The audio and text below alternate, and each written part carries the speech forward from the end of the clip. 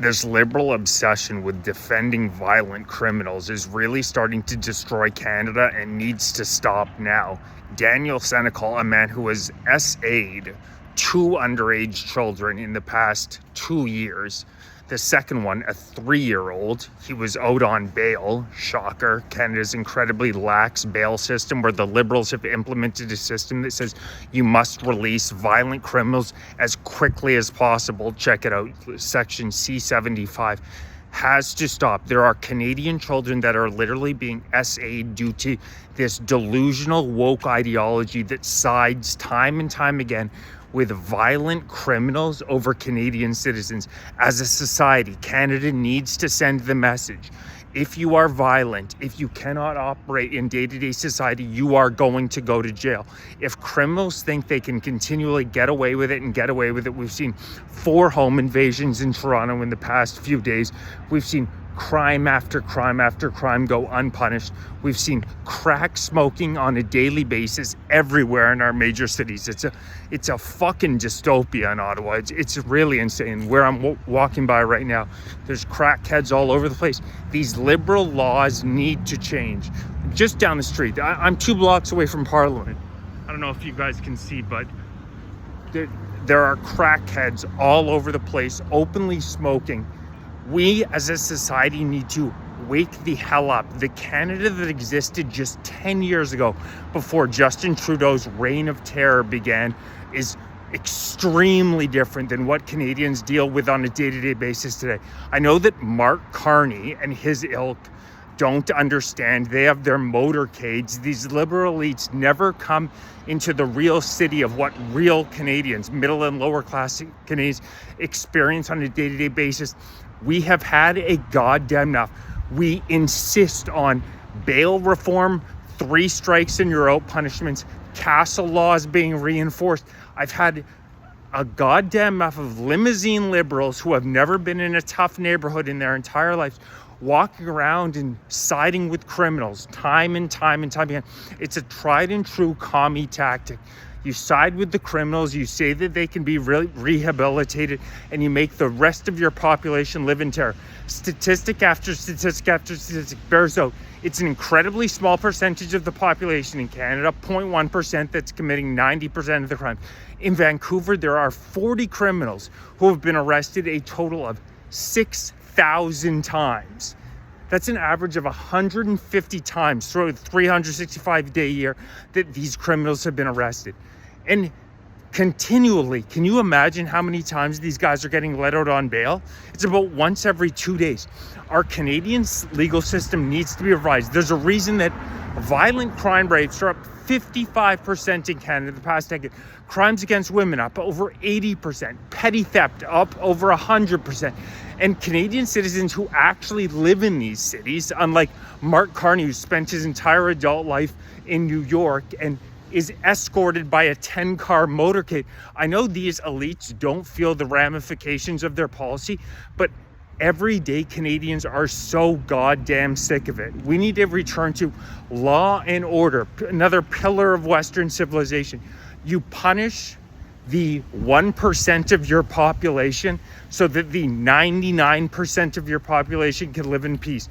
A refusal to do that will lead to the destruction of our society, the absolute destruction. It's another pillar of the Take Canada Back rally taking place this Saturday, September 13th, noon, Parliament Hill.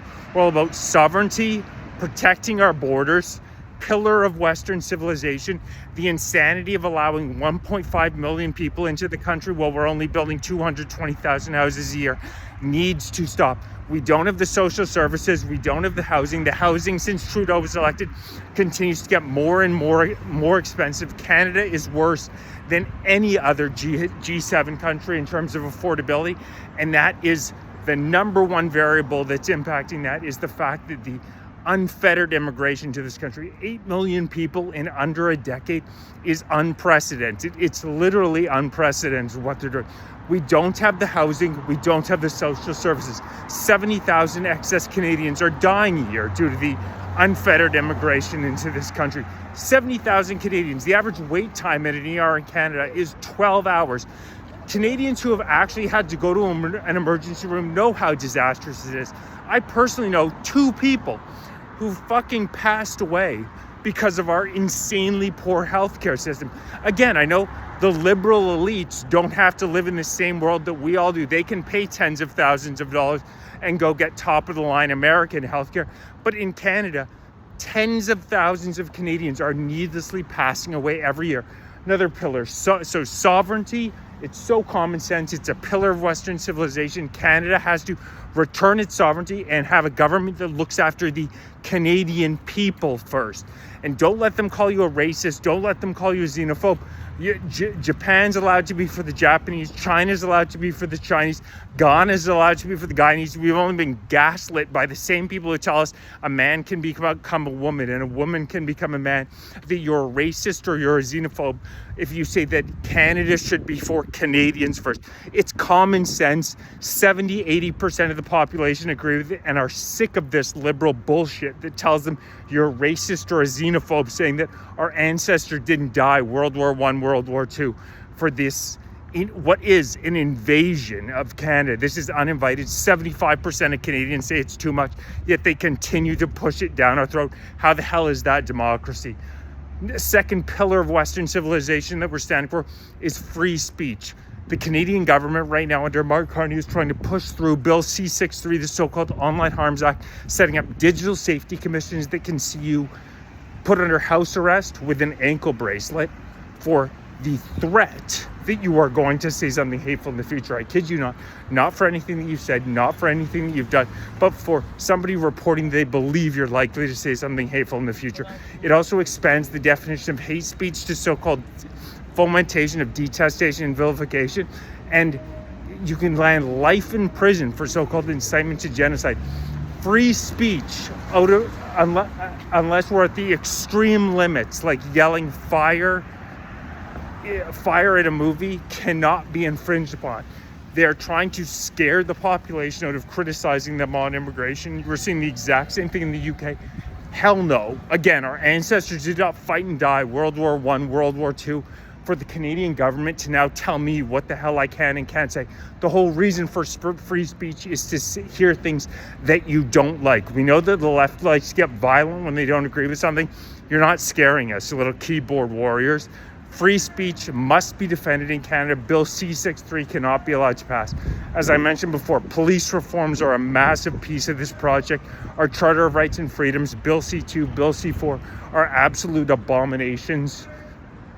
C-2 would allow the government to access all of your mail without notifying you and all of your computer communications without notifying you if they deem it in the national security interest. An absolute joke. It makes the Patriot Act passed after 9/11, look like child's play. C2, C4 cannot pass. Housing, hospitality. There are so many issues with our liberal government. It's hard to condense it all down. But policing, sovereignty, free speech. Those are the 3 pillars that we're fighting for at the Take Canada Back rally. Saturday, September 13th, this upcoming Saturday, noon. We're going to be peaceful. We're going to be patriotic. Please like, share, join, become a member if you're interested in supporting from the ground up. If you're watching on TikTok, make sure you're following on YouTube, youtube.com/Fight4Canada 2025. I have 16K followers and the Canadian government is not a big fan of distance. Canadian patriots are going to take this country back. We are sick of these globalist clowns trying to destroy beautiful Canada.